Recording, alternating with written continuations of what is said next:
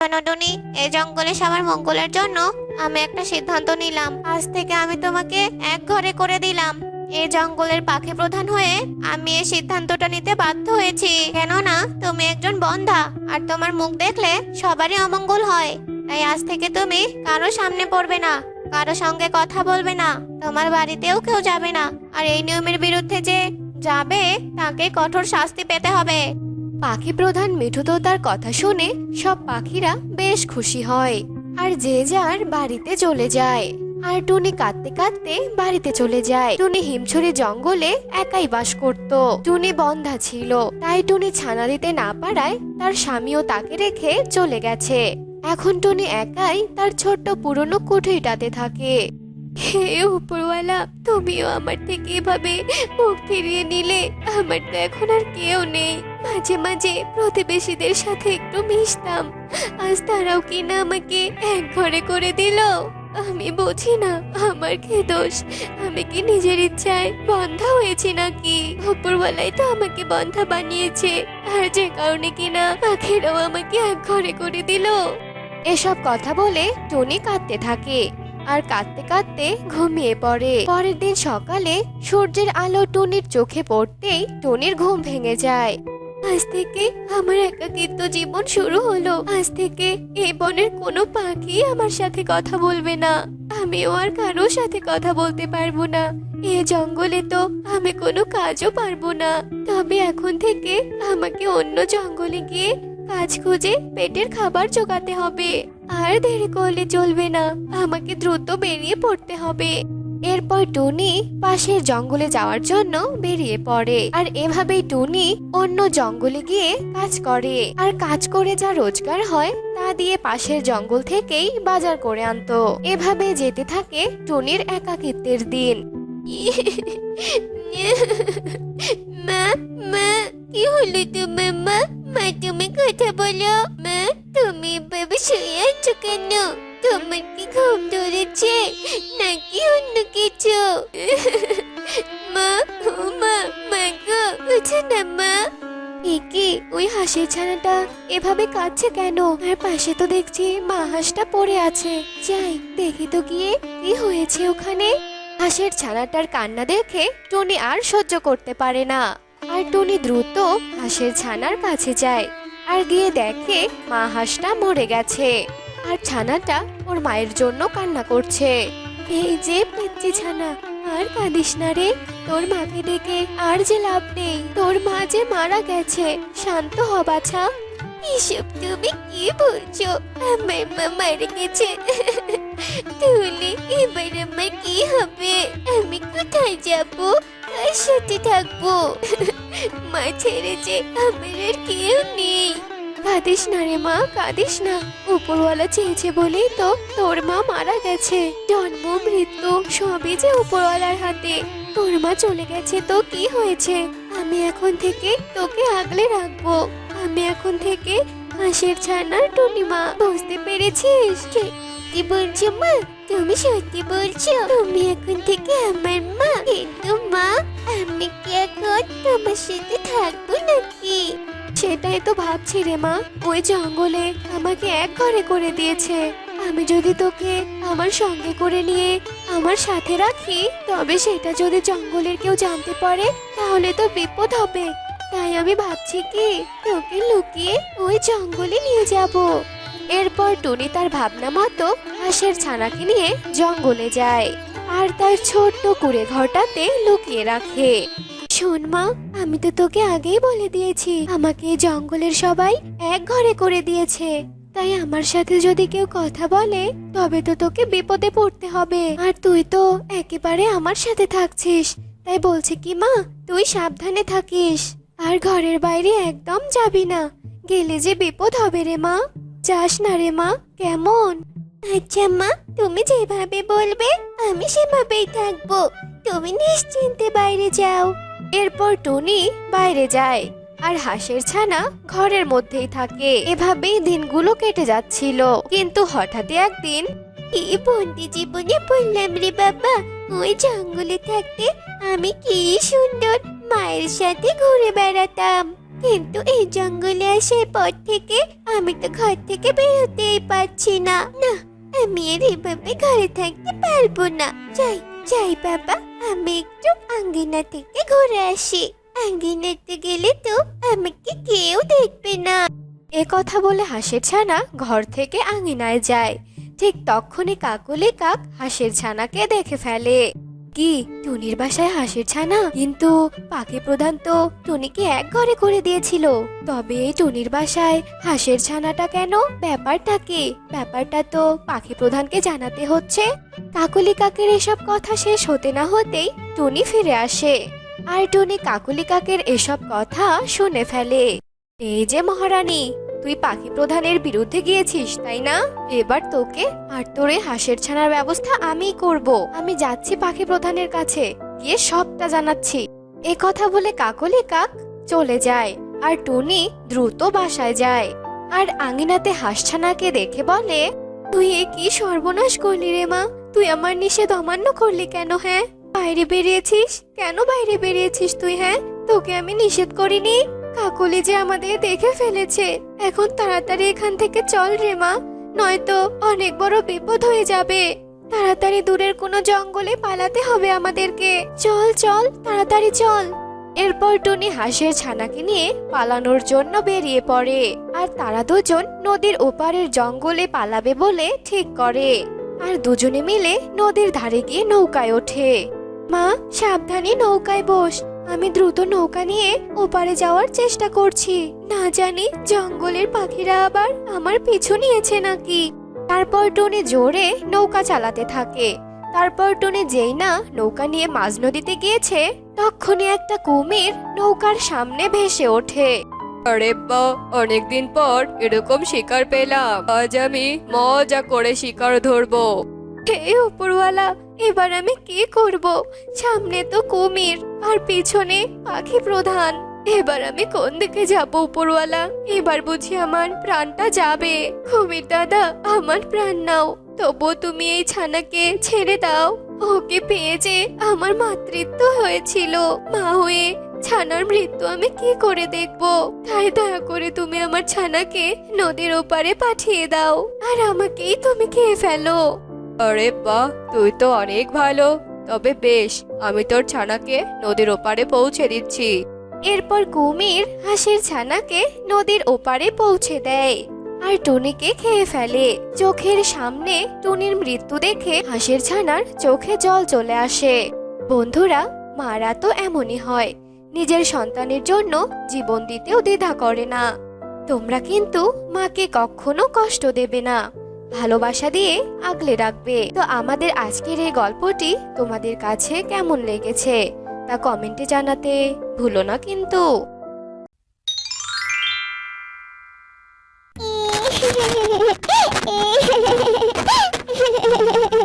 কিরে মা, তুই এভাবে কান্না করতে করতে ঘরে ঢুকলি কেন? কি হয়েছে আমার সোনা মায়ের, বল তো। তুমি জানো না আমি কেন কাঁদছি? সবাই আমার সাথে খুব খারাপ ব্যবহার করে, আমার সাথে কেউ একটু ভালো ব্যবহার করে না। কি হয়েছে সেটা বলবি তো? খেলার মাঠে কেউ কি তোকে কিছু বলেছে? হ্যাঁ, শোনো শোনো তবে খেলার মাঠে কি হয়েছে। কি রে খুব পাগল সালু, তোরা বুঝি খেলছিস? তোরা আমায় খেলায় নিবি না? আমিও তোদের সাথে খেলবো রে। কি রে, তোরা আমাকে দেখে এভাবে কেন হাসছিস বলতো? আমি কি এমন বলেছি যার জন্য তোরা আমায় দেখে এভাবে হাসছিস? শোন টুন টুন শোন, তুই কি আর আমাদের সাথে খেলতে পারবি নাকি বলতো? খেলতে হলে তো দৌড়াতে হয়, বুঝলি? তুই যে চিকন আর দুর্বল, তুই তো আমাদের সাথে দৌড়াতে পারবি না। কাকে আর তুই কি বলছিস বলতো? ও যে খুব দুর্বল, একটু ধরতে গেলেই ধপাস করে পড়ে যাবে। তখন আবার ওর মাকে গিয়ে বলবে আমরা ওকে মেরে মাটিতে ফেলে দিয়েছি। তুই আমার সাথে কেন এমনটা করিস বলতো? আমি মাকে কেন নালিশ করব? আর তাছাড়া আমি দুর্বল বলে আমি খেলতে পারবো না, এটা কে বলেছে? তোরা আমাকে খেলায় নে না। টন টন টন শোন, এইসব খেলা একদম তোর জন্য নয়, তাই তুই আমাকে একদম বিরক্ত করবি না। বুঝেছিস? আমাদেরকে তো চুপচাপ খেলতে দে, তোকে তো আমাদের একদম ভালো লাগছে না। তুমি তো সবই শুনলে মা। জানো মা, জানো ওরা এইসব কথা বলে আমাকে খেলার মাঠ থেকে তাড়িয়ে দিয়েছে। আমারও যে খুব খেলতে ইচ্ছে হয় মা, আমি কেন এত দুর্বল? আমার তো খুব কষ্ট হচ্ছে মা। কষ্ট পাস না রে মা, কষ্ট পাস না। তোকে যে আমি ঠিকভাবে খাওয়াতেই পারি না। যদি আমি ঠিকভাবে তোকে খাওয়াতে পারতাম তাহলে তুইও সবল হতি রে মা। তুই আর কখনো খেলতে চাস না মা। আমাকে সবাই আলাদা করে দিল মা। আমাকে সবাই আলাদা করে দিল। এভাবে টুনটুন ওর মায়ের সামনে দাঁড়িয়ে কান্না করতে থাকে। আসলে টুনটুন ছিল ভীষণ দুর্বল। টুনটুন দৌড়াতে গেলে ও পড়ে যেত, তার জন্য সবাই ওকে নিয়ে হাসি ঠাট্টা করত। এমনকি টুনটুন সবার সাথে খেলতে গেলে সেখানেও তার সহপাঠীরা তাকে নিয়ে হাসাহাসি করত। এতে করে টুনটুন ভীষণ কষ্ট পেত। মা টুনটুন, আমি নদীর পাড়ে পানি আনতে যাচ্ছি মা, তুইও চল। আচ্ছা আচ্ছা ঠিক আছে, চলো চলো মা। মা, ও মা, আমি যে আর হাঁটতে পারছি না মা। আমার যে বড্ড কষ্ট হচ্ছে। আমার শরীরটা কেমন দুর্বল লাগছে। তুই আমার হাত ধরে চল মা। হে সৃষ্টিকর্তা, তুমি আমাকে এতটাই গরিব করে পাঠিয়েছো যে আমি ঠিক মতো আমার মেয়েটাকে তিনবেলা খেতেও দিতে পারি না। মেয়েটা যে আমার পুষ্টিহীনতায় ভুগছে। ও যখন পেটে ছিল তখনও যে আমি ওকে কোনো পুষ্টিকর খাবার খাওয়াতে পারিনি, আর এখনো পারি না। টুনি আর টুনটুন যখন রাস্তা দিয়ে হাঁটছিল, এমন সময় টুনটুন একটা গাছের শিকড়ের সাথে হোঁচট খেয়ে ধপাস করে মাটিতে পড়ে যায়। এমন সময় কাকুলি কাক সেসব দেখে ফেলে।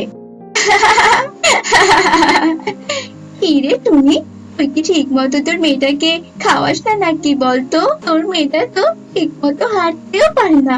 এমন দুর্বল ছাড়া আমি কোথাও দেখিনি। টুনটুনি, তোর মেয়েটাকে একটু ভালো মন্দ খাওয়াস। কাকুলি দিদি, তুমি এভাবে হেসে হেসে কেন কথা বলছো বলো তো? আমি তো এতে করে হেসে হেসে কথা বলার কিছু দেখছি না। আর শোনো, আমার সামর্থ্য হলে আমি নিশ্চয়ই খাওয়াবো। কথার বাহার দেখলে আমি বাঁচি না। এসব কথা বলে কাকুলি কাক সেখান থেকে চলে যায়। এভাবে দিন কাটতে থাকে। একদিন টুনটুন রাস্তা দিয়ে হাঁটছিল আর কাঁদছিল। সবাই আমাকে অপমান করে, আমি চিকন দুর্বল বলে আমাকে কেউ ভালোবাসে না, থাকবোই না। আমি আর এই জঙ্গলেই থাকবো না। আমি অনেক দূরে চলে যাব, এখান থেকে অনেক দূরে চলে যাব। আরে আরে, এই কলা গাছটা তো দেখছি আমার মতো দুর্বল, কেমন যেন হেলে গেছে। না, এই কলা গাছটাকে বরং আমি সোজা করে দিই। ওই তো দূরে একটা বাঁশ দেখা যাচ্ছে, ওই বাঁশটা দিয়ে আমি খুঁটি দেই। এই তো গাছটা একদম সোজা হয়ে গেছে। আমি এবার বাড়িতে চলে যাই। দাঁড়াও, তুমি কোথায় যাচ্ছ? আমাকে তুমি সাহায্য করলে আর উপহার নেবে না বুঝি? আমি যে তোমার সম্পর্কে সবটা জানি। কে কলা গাছ, তুমি কথা বলতে পারো? হ্যাঁ পারি, কারণ আমি যে একটা দাদার কলা গাছ। শোনো, তুমি আমার গাছটি খেয়ে নাও, এতে তোমার সব সমস্যার সমাধান হয়ে যাবে। কিন্তু সাবধান, এই তিন কলার ব্যাপারে তুমি তোমার মা ছাড়া অন্য কাউকে কিচ্ছু বলতে পারবে না। আচ্ছা ঠিক আছে কলা গাছ, তাহলে তাই হবে। এরপর টুনটুন এক গাছের তিন কলা খেয়ে নেয়। তারপর সে কলা খেয়ে বাড়ির দিকে রওনা দেয়। আরে আমার তো এখন একদম ক্লান্ত লাগছে না, আমার তো এখন খুব সুস্থ লাগছে। আরে পচা নারকেলটা এখানে কে রেখেছে? যাই, আমি গিয়ে নারকেলটা ফেলে দেই। এরপর টুনটুন যেই না নারকেলটি ঢিল দেয়, তখনই নারকেলটি অনেক দূরে গিয়ে পড়ে। এতে করে টুনটুনও ভীষণ অবাক হয়ে যায়। আরে আমার এত শক্তি কি করে হলো? আমি তো ভীষণ দুর্বল ছিলাম। যাই হোক বাবা, আমি বাড়ি যাই। কি রে মা, তুই এত স্বাস্থ্যবান কি করে হলি? জানি না মা, ওই 3টি কলাকে আমার একদম দুর্বল লাগছে না। 3 কলা? কোন 3টি কলা মা? এক গাছে 3 কলা গো, এক গাছে 3 কলা। বলছি সবটা। এবার আমি সবটা বুঝতে পারছি মা। আসলে কলা গাছের শক্তিশালী কলা খেয়ে তুই সুস্থ হয়েছিস। তবে মা, তুই এইসব কথা ভুলেও কাউকে বলিস না। আচ্ছা ঠিক আছে মা, আমি কাউকে বলবো না। এরপর থেকে টুনটুন অনেক শক্তিশালী হয়ে যায়। টুনটুন ওর মাকে ভারী ভারী কাজ করতে সাহায্য করত। একদিন, আহ আহ কনক শালু, তোরা বাঁচা আমাকে, আমি যে হাত ফুসকে গেলে নিচে পড়ে যাব। বাঁচা তোরা, বাঁচা আমাকে। কুহু এভাবে গাছের ডাল ধরে ঝুলে থাকে। কুহুরে, আমাদের তো অত শক্তি নেই তোকে টেনে তোলার, তুই একাই উঠে আসার চেষ্টা কর রে। আমাকে খুব ভয় করছে, আমাকে তোরা টেনে তোল। কি হয়েছে? এ মা, কুহু তুই ওখানে কি করে পড়ে গেলি রে? তোরা দাঁড়া, আমি তোকে তুলছি। তুই তো নিজেই অনেক দুর্বল রে, তুই আবার ওকে কি করে তুলবি শুনি? কনক বারণ করা সত্ত্বেও টুনটুন কুহুকে এক হাত দিয়ে টেনে তোলে। এতে সবাই ভীষণ অবাক হয়ে যায়।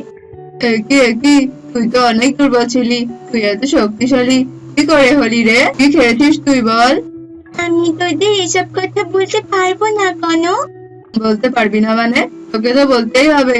জঙ্গলের সবার কাছেই শুনেছিলাম তুই নাকি অনেক শক্তিশালী হয়ে গেছিস। তখন আমি বিশ্বাস করিনি, কিন্তু আজ তো নিজের চোখেই দেখতে পেলাম। বললাম তো তোদের আমি এসব কথা বলতে পারবো না। এবার আমি আসি রে। এসব কথা বলে টুনটুন সেখান থেকে চলে যায়। এই টুনটুন শক্তিশালী হয়ে তো দেখছি ওর অনেক ভাব বেড়ে গেছে। ওর পেট থেকে আমি সত্যি কথা বের করেই ছাড়বো। চল সবাই মিলে একটা বুদ্ধি বের করি। একটি বুড়িমা, তুমি এই ভারী ব্যাগপত্র নিয়ে যাচ্ছ কোথায়? এই তো রে মা, মেয়ের বাড়িতে যাচ্ছি, কিন্তু ব্যাগের যা ওজন, আমি তো হাঁটতেই পারছি না। আচ্ছা তুলুন বুড়িমা তুলুন, আমি আপনাকে এগিয়ে দিচ্ছি। এরে টুনটুন, আমরা তো তোকে খুঁজছিলাম। চল আজ আমরা সবাই একসাথে খেলবো, অনেক মজা হবে। কুহুর এমন কথা শুনে টুনটুন ভীষণ খুশি হয়ে যায় আর ওদের সাথে খেলতে চলে যায়। এমন সময় ওরা না খেলে টুনটুনকে সবাই ধরে আর একটা বড় গর্তে ফেলার চেষ্টা করে। কিন্তু টুনটুনের অনেক শক্তি থাকাতে টুনটুন বাদে বাকি সবাই নিচের গর্তে পড়ে যায়। টুনটুন, আমাদের তুই বাঁচা, আমরা যে অনেক ভুল করেছি, আমরা আর কখনো তোর ক্ষতি করতে চাইবো না। বাঁচা রে, বাঁচা আমাদের। হ্যাঁ টুনটুন, আমাদের তুই বাঁচা, আমরা আর কখনো জানতে চাইবো না যে তুই এত শক্তিশালী কি করে হলি। আমাদের বাঁচা তুই। এরপর টুনটুন ওদের ক্ষমা করে দেয় আর গর্তে নেমে ওদেরকে এক এক করে তুলে নিয়ে আসে।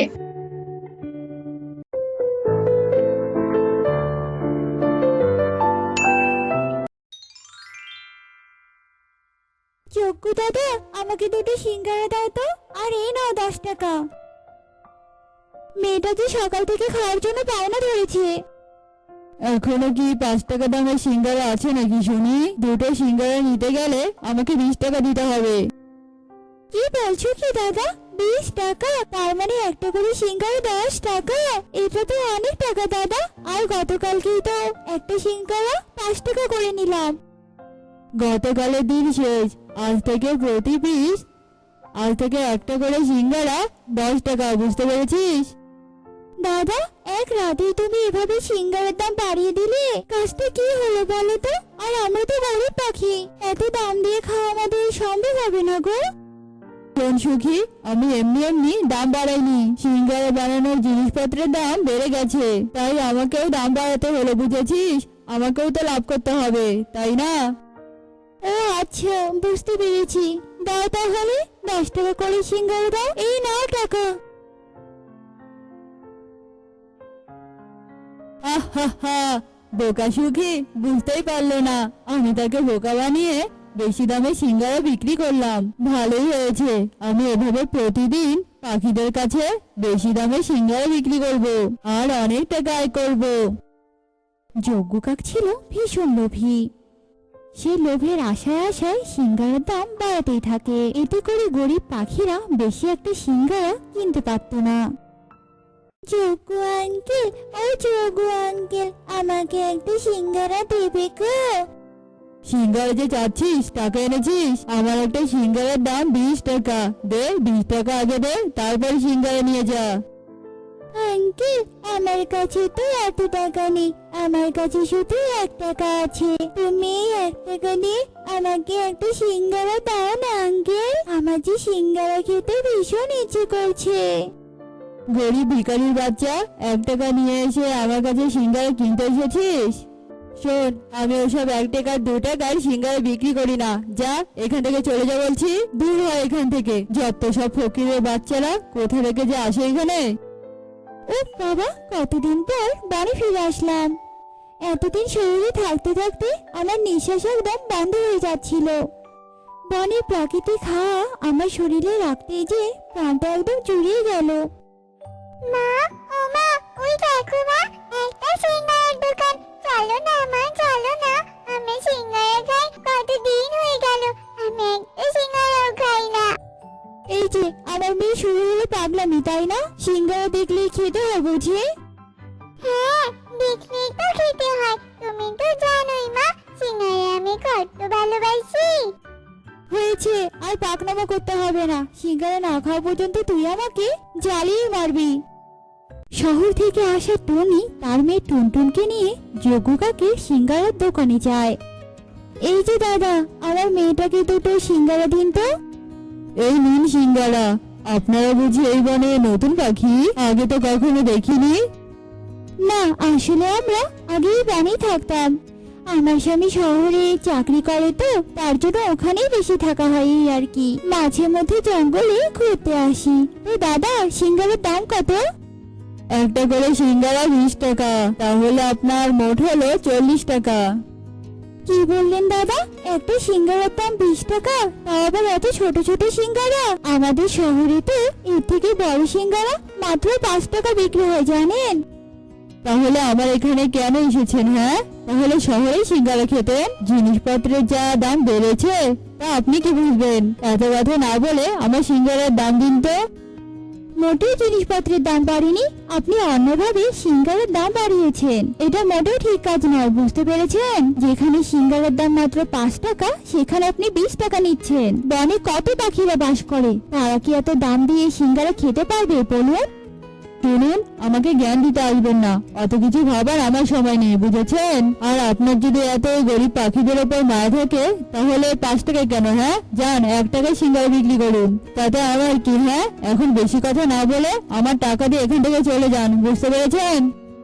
উনি যোগুর এমন কথা শুনে আর কিছুই বলে না। 40 টাকা দিয়ে সিঙ্গারা নিয়ে তাদের বনের বাড়িতে চলে যায়। মা, ও মা, তুমি সেই তখন থেকে বাড়িতে এসে 1 টাকা হাতে নিয়ে কি এত ভাবছো মা? তুমি আবার ওই দোকানদারের কথা মতো 1 টাকা সিঙ্গারার দোকান দেবে না তো? হ্যাঁ রে মা, আমি তাই ভাবছি। ওই সিঙ্গারাওয়ালা দোকানদারের ব্যবহার আমার একটুও ভালো লাগেনি। ওই দোকানদার অনেক লোভী, নিজের স্বার্থের জন্য সিঙ্গারার দাম বাড়িয়ে দিয়েছে। না জানি এই বনে কত গরিব পাখি আছে, তাদের ইচ্ছে থাকলেও তারা খেতে পারে না সিঙ্গারা। তাই আমি ভেবেছি বাজারে একটা সিঙ্গারার দোকান দেব, আর আমি 1 টাকার সিঙ্গারা বিক্রি করব। তুমি সত্যি বলছো মা? তাহলে তো আমরা এখন থেকে বনেই থাকবো, তাই না বলো মা? খুব মজা হবে। তুমি সিঙ্গারার দোকান দেবে আর আমি সিঙ্গারা মজা করে খাবো। পাগলি মেয়ে একটা, চল তোকে খাইয়ে আমি বাজারে যাব। কিছু জিনিসপত্র কিনতে তো হবে নাকি? টুনি বাজার থেকে সব ধরনের উপকরণ কিনে নিয়ে আসে। আর পরের দিন টুনি বাজারে একটা সিঙ্গারার দোকান দেয়। দোকানের সাইনবোর্ডে লিখে দেয় যে 1 টাকার সিঙ্গারার দোকান। সব পাখিরা তা দেখে টুনি দোকানের সামনে ভিড় জমায়। আরে আরে দিদি, এটা কি সত্যি নাকি? আপনার দোকানে সত্যি সত্যি 1 টাকার সিঙ্গারা পাওয়া যায়? দিদি, ও দিদি, সিঙ্গারাগুলো খেতে কি ভালো হবে, নাকি আবার আমাদেরকে বোকা বানিয়ে ভেজাল জিনিস দেওয়ার চেষ্টা করছেন? বলুন তো। আরে না গো দাদা দিদিরা, তোমাদের ঠকাবে না আমি। আমার এই 1 টাকার সিঙ্গারার দোকানে কোনো ভেজাল নেই। তোমরা 1 টাকা দিয়ে যত ইচ্ছে সিঙ্গারা খেতে পারবে। এই সিঙ্গারা আমি নিজের হাতে বানিয়েছি গো। ঠিক আছে দিদি, তাহলে এবার আমাদেরকে 1 টাকা দিয়ে সিঙ্গারা দিন তো, আমরা একটু খেয়ে দেখি 1 টাকার সিঙ্গারা খেতে কেমন লাগে। আরে বাহ, এই সিঙ্গারা তো খেতে দারুণ মজার। এত কম দামে এত সুন্দর সিঙ্গারা, তাও আবার অনেক বড় সিঙ্গারা। 1 টাকা দিয়ে যে এত ভালো সিঙ্গারা পাবো সেটা তো আমি কখনোই ভাবিনি। হ্যাঁ, তুমি ঠিক বলেছো দাদা, একদম অমৃতর মতো খেতে। দিদি, আপনার হাতে জাদু আছে বলতে হবে। ও দিদি, আমাকে আর 2টো সিঙ্গারা দিন না। টুনির 1 টাকার সিঙ্গারা বনের সবার কাছে বিখ্যাত হয়ে যায়। বনের ধনী গরিব সব পাখিরাই টুনির দোকানে এসে সিঙ্গারা খেত। এটা কি হলো? এই শহরের পাখি উড়ে এসে জুড়ে আমার ব্যবসা লাল বাতি ধরিয়ে দিল। এ তো দেখছি 1 টাকার সিঙ্গারা দোকান খুলে বসেছে, আর সবাই 1 টাকার সিঙ্গারা খেয়ে আমার দোকানে আসতে ভুলে গিয়েছে। না না, যে করেই হোক এই 1 টাকার সিঙ্গারা দোকান সরাতেই হবে। দরকার হলে ওই দোকান আমি আগুন দিয়ে পুড়িয়ে দেবো, আর সেটা আজ রাতেই। যজ্ঞ যখন দাঁড়িয়ে এসব কথা একা একাই বলছিল, তখন সুখী আড়াল থেকে সবটাই শোনে।